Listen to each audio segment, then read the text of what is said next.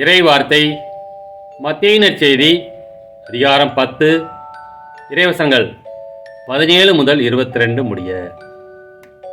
எச்சரிக்கையாக இருங்கள், ஏனெனில் மனிதர்கள் உங்களை யூத சங்கங்களிடம் ஒப்புவிப்பார்கள்.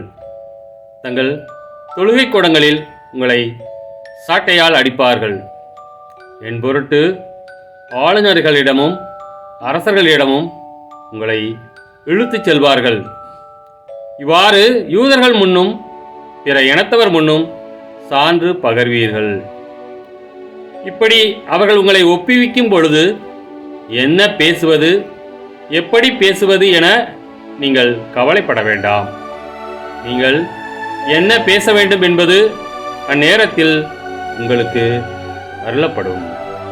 ஏனெனில் பேசுபவர் நீங்கள் அல்லர், மாறாக உங்கள் தந்தையின் ஆவியாரே உங்கள் வழியாக பேசுவார்.